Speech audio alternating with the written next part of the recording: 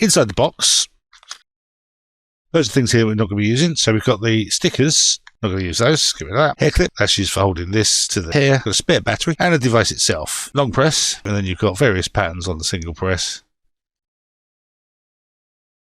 We don't want any of those, so long press again, turn it off. Let's talk about this video sponsor, PCBWay. Their Christmas and New Year sale is on right now until the end of the year. And honestly, the deals are kind of ridiculous. PCBWay prototypes starting at just $5 for 10 boards. They've also got up to 50% off 3D printing and CNC machining. There's also up to $450 of free coupons waiting for you. Just hit that Get Coupons button before someone else nabs them. And here's a fun one. Share your PCBWay order on their site and get a free Christmas-themed PCB. You've got a choice between a Christmas tree or a Santa. Finally, a decision that's harder than choosing between lead or lead-free solder. Check the link down in the description, and happy holidays, you budget tinkerers. And let's take it apart. So it's just a little silicone case here. Just pop that off, and then get your nail underneath there. Separate the two halves of the case. Just going to take that battery out.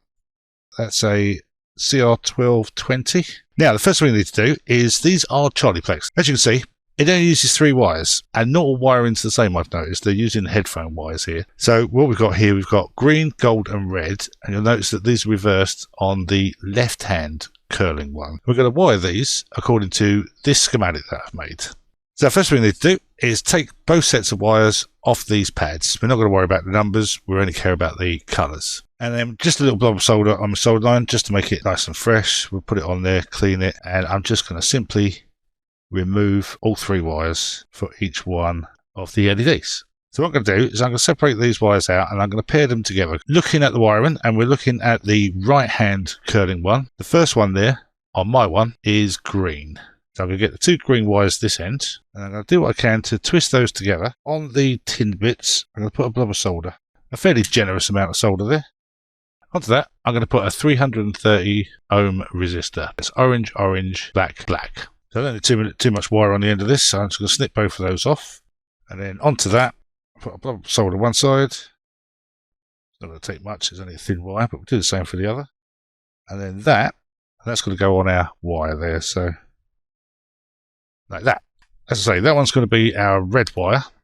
I know the colours are a bit a nightmare, but I've made it so the code makes sense. Just a blob of solder on there just to get it tinned. And then that will go on the other side of that resistor. Like so. And then to keep everything nice and tidy, I'm going to add a little bit of heatsink there just to keep that nice and neat. Also, if you find you can't solder these too well because they are enamel coated copper with some stringy fibre in to keep it flexible, quick burn with a lighter. Nice lot of heat from the iron.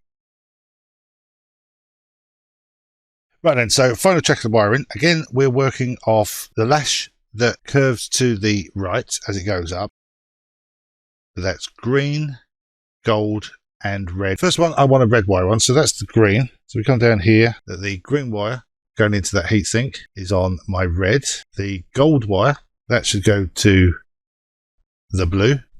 And then finally, the red wire, in this case, is going to green. So again, they're not the right RGB colours this end, and as I say, I've had several of these and they're wired up differently. So as long as these wires are red, blue, green, when you wire them up, then you're good to go.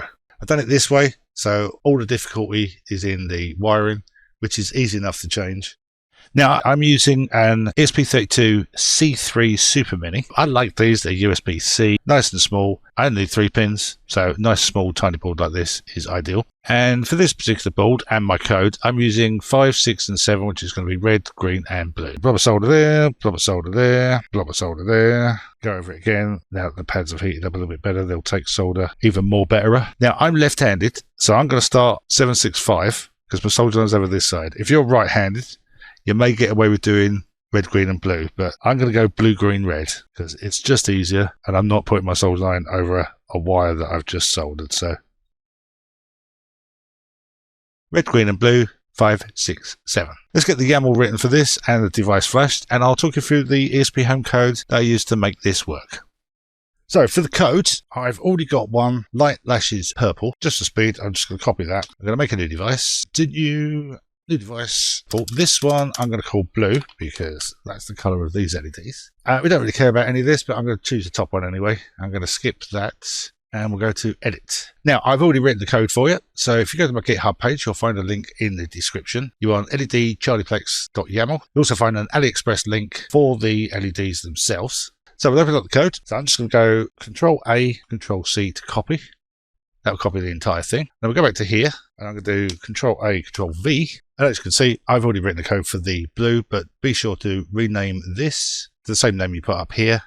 And of course, the friendly name. Everything else is the same. If you're using a different board, just make sure that your substitutions here, A, B, and C, use the correct GPIO pins for what you've used. So on this board here, as you remember, I've used 5, 6, and 7. Just make sure you've got your pins referenced the same way for the RGB. For the patterns themselves, what I've done is I've done sequences, again in substitutions. So the first pattern I've called pattern 1 forward. I've called these patterns 1, 2, 3, 4, so that they show up in order in Home Assistant. Now there's two things you need to do for these patterns. So these patterns can be any length. So the first one here, this is 7 steps long. So the length here, I've put 7. And each one of these numbers is the channel. So there's 6 pairs of LEDs. So channel 1 has 2 LEDs, channel 2, and so on.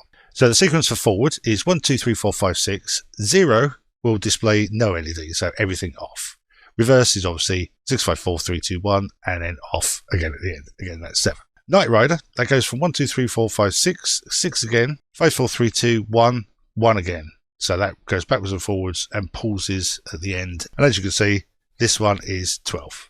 Same for random, just a random number of channels, and again, this is 12. So that's the only thing you need to worry about. The GPIO pins that you've used, the sequences that you want, and their corresponding number of steps. If you're using secrets, you won't need to change anything here.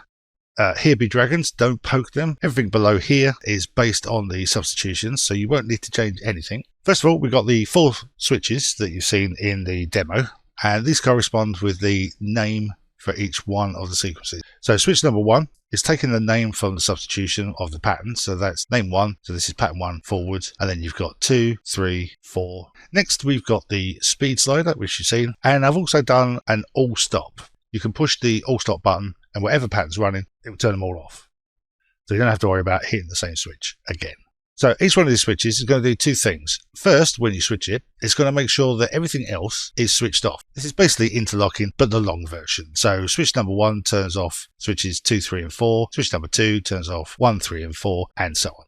So as I say, this is a CharliePlex. Now, I'll go back to the GitHub. I've listed the channels. Channels 1 through to 6, you've got the red, green, and blue wires, and this is how CharliePlexing works. So to light up the first channel, you put 3 volts on the red, you put 0 volts on the green, and you have no connection on the blue. Now, no connection is not the same as turning a switch off. Turning a switch off makes it 0 volts. So as you can see here, each one of these channels has a 5 volts and a 0 volts and a no connection.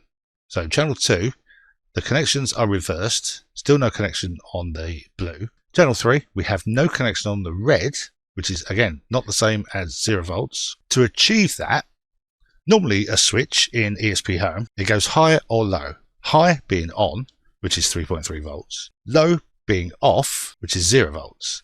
But we need these pins to float. So there's no connection there at all. So it's not 3 volts, it's not 0 volts. And the way we do that, you can set the pin to be an output or an input. If it's set to an output, it's like a switch. It's on or off. 3.3 volts, 0 volts. If it's an input though, there's no on or off on an input. It's floating. So it's waiting for 3.3 volts or 0 volts. But in the meantime, it's floating. So essentially, it's off. It's neither 3.3 or 0 volts. So you can see for CharliePlexing configurations, I've set up a mode variable. If I set a pin to mode 1, that's an output. If I set it to mode 0, that turns it into an input. So we've got a basic truth table here, which is the same as all the configurations for our 6 channels and our 3 wires. You can see here LED 1 through to 6, and we've got pin A, pin B, and pin C. So this sets up the, is it high, is it low? Next up, we're going to take the active pattern. So what we're saying here is if the active pattern and the current sequence doesn't equal a null, doesn't equal nothing, then we're going to do something. And then the rest is just stepping through the sequence, using the time frame, not only as the milliseconds for the interval, but also the slider. So we basically step through the index of our sequences, and we go back to here. So let's say the index of the first one. The first item in an array is always going to be 0. So this sequence is going to be steps 0, 1, 2, 3, 4, 5, 6, and 0 to 6 is obviously 7. 7 steps. So that does all the stepping, and then finally, if there's no pattern active, it turns all 3 of our pins to an input, effectively turning them off. That's the code. It's a little bit complicated, but really you don't need to worry about it. I've done all the CharliePlexing for you. This is a 3-wire CharliePlexing. You can add more wires to get more LEDs. For these LEDs, there's only 6 channels, so we only need 3 wires. Right, so final check. Light lash is blue, that's the same. Light lash is blue. Everything else we don't need to touch. We're going to install that. Plug this into the computer. This is the new board, so this is the first time I'm doing it. While we're waiting for that, we'll hit the Open ESPHome Web. That opens up a new tab for us. We'll plug this in, like so.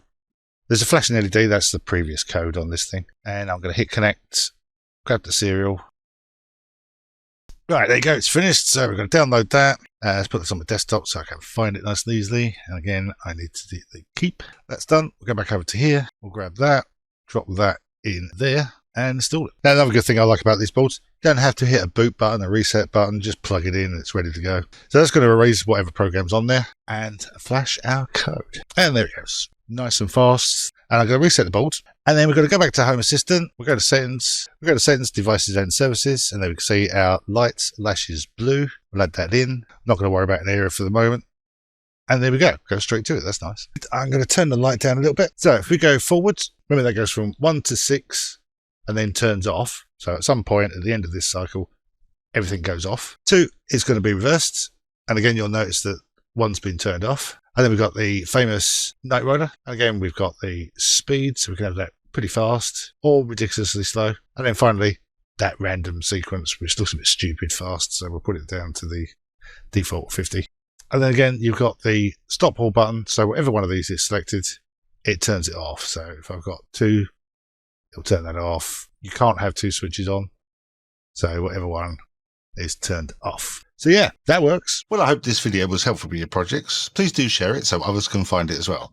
I upload videos whenever I can, so subscribe and hit the bell icon to get notified. That's it. Thanks for watching. Okay, I love you. Bye-bye.